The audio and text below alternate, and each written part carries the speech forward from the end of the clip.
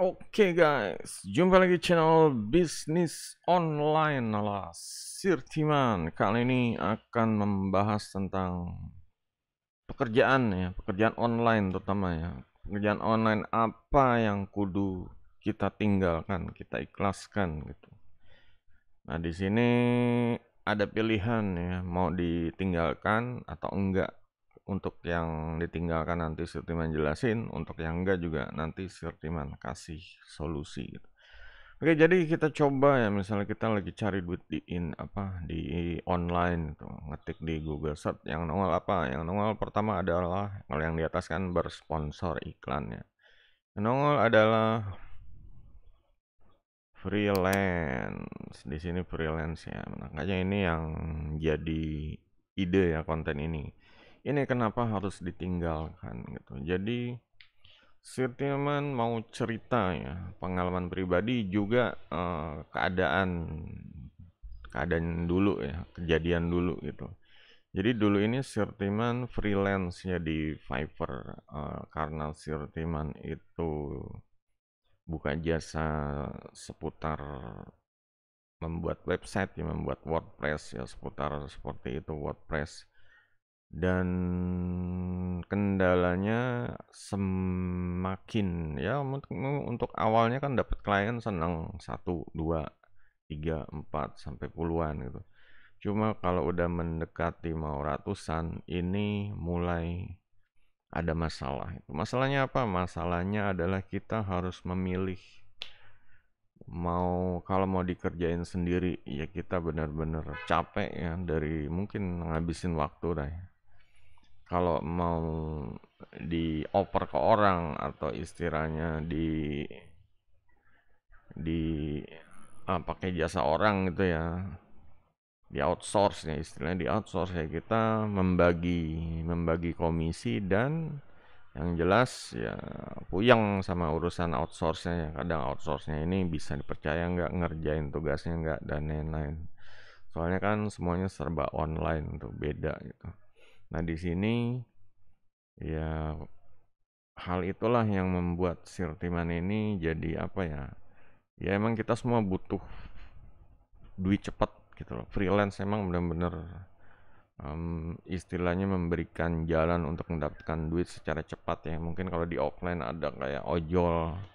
Cuma kalau di online kan ya banyak situs freelance. Contohnya ada Fiverr, ada Upwork, ada Freelancer.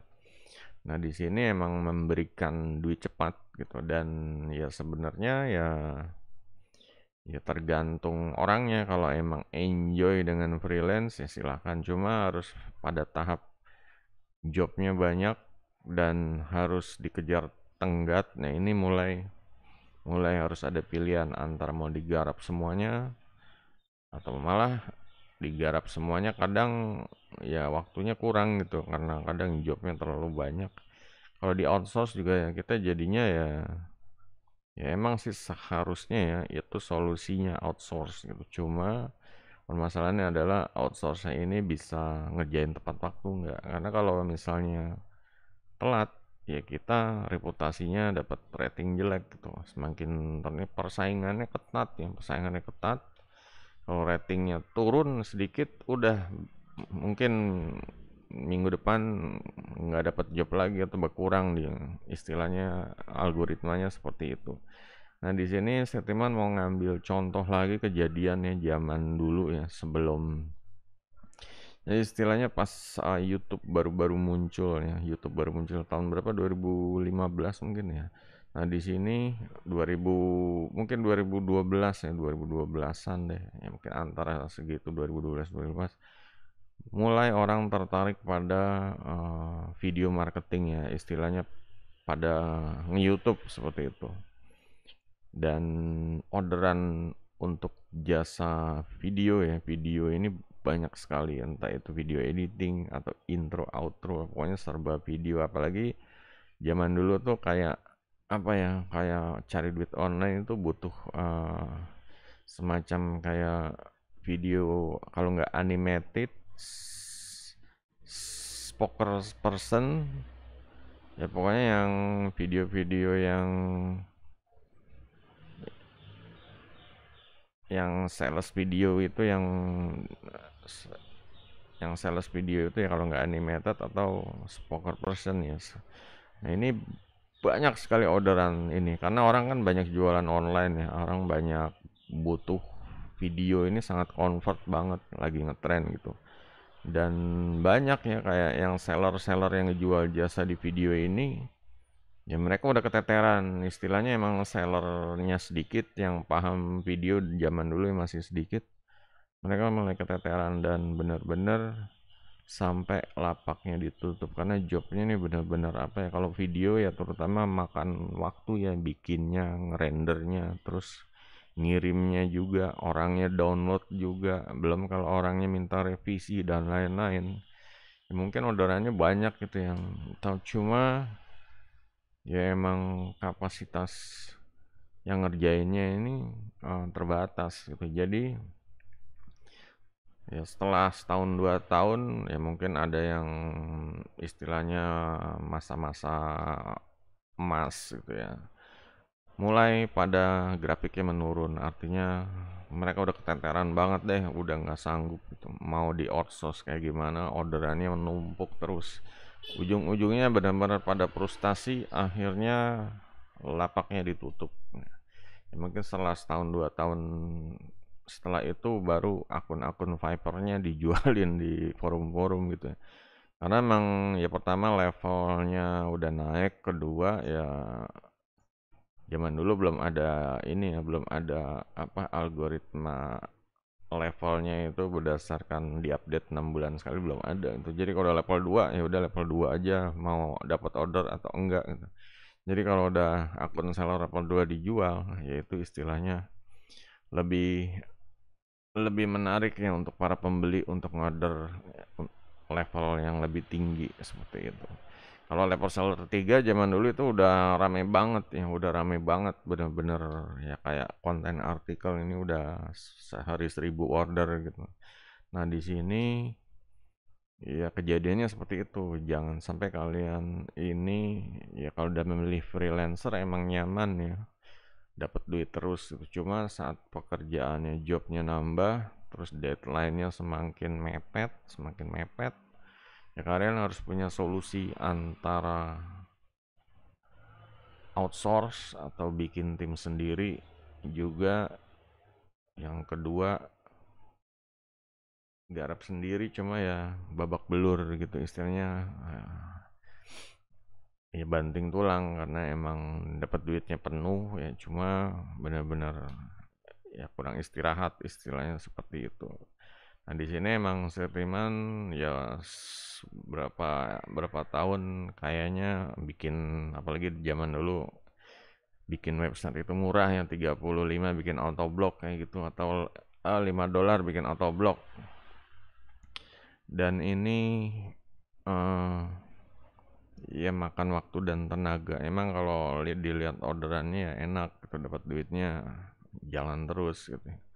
Cuma ya makan waktu, dan Sirtiman ngerasa semakin apa ya, apalagi kebutuhan di offline, kadang anak harus diantar sekolah pagi, siangnya jemput, yang anak kedua juga begitu.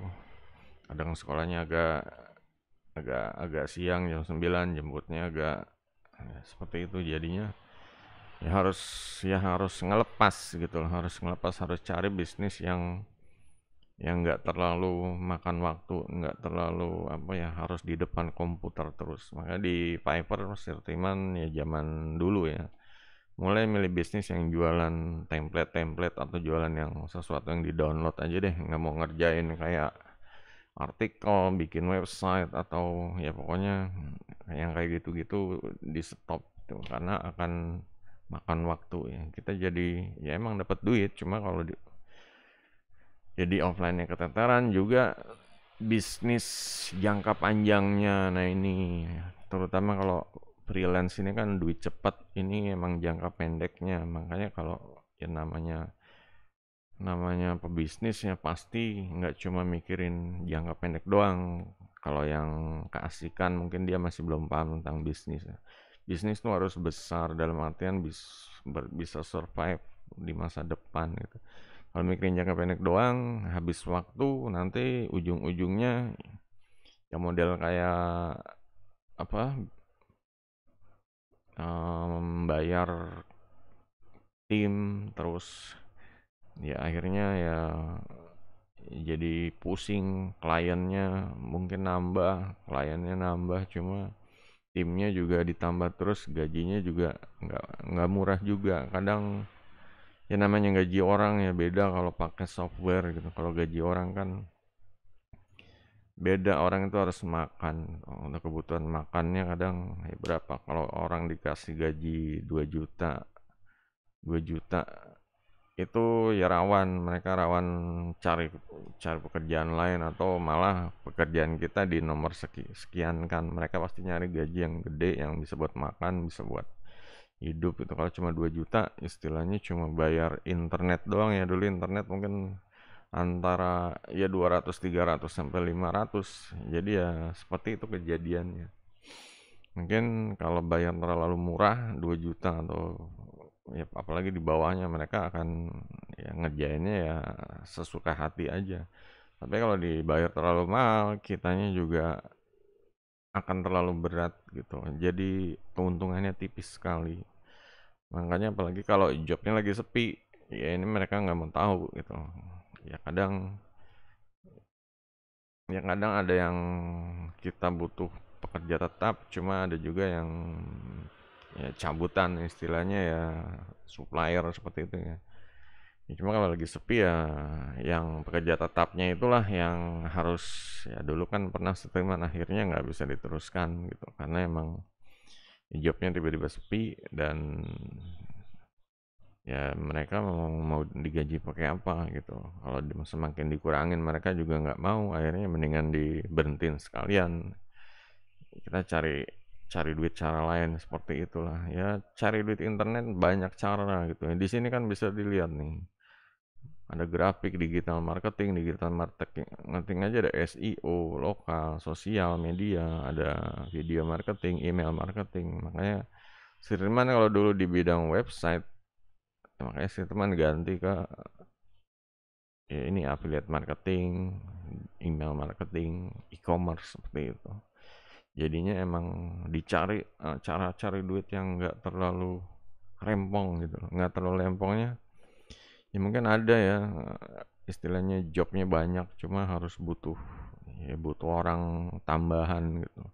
Nah di sini ya ini yang harus dipersiapkan. Mungkin kayak apa ya? Sebenarnya orang-orang yang di offline itu yang kasihan ya, kayak ojol gitu. Mereka ya kalau mau banyak dapat orderan ya kuatin badan aja gitu. Dan ya batas maksimal berapa sih? Mungkin mereka bisa aja dapat sebulan 1 juta ya misalnya pakai motor gitu. Cuma kan babak belur gitu, istirahatnya gimana, terus makannya gimana gitu. Badan kena angin terus kalau misalnya motor gitu. Nah, di sini ya itu yang harus direncanakan ya. Jadi kapan harus mulai istilahnya pindah zona kembali ya. Zona jangka pendek, zona jangka panjang, zona jangka menengah ya.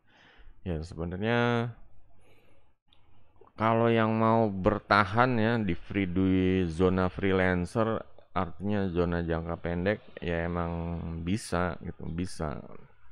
Ya cuma mereka benar-benar ya kayak tadi harus punya tim. Dan ya mereka harus suka duka ya harus istilahnya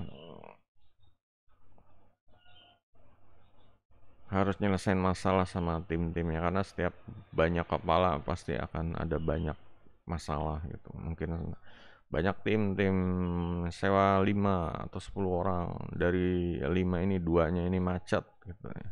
Jobnya nggak pernah ngasih alasan ini itu. Kadang seperti itu ya, jangankan orang Indonesia, orang bule aja banyak alasannya gitu. Ini udah bayar tapi nggak dikerjain, alasan oh iya, bisa aja mereka alasannya istri hamil atau apa gitu. Mereka orang-orang pinter ngeles gitu. Jadi hati-hati kalau apalagi di dunia ini ya, online gitu. Kita udah bayar, biasanya kan mereka kasih selesai jobnya. Kadang ya, malah ada yang kejam sama sekali ya.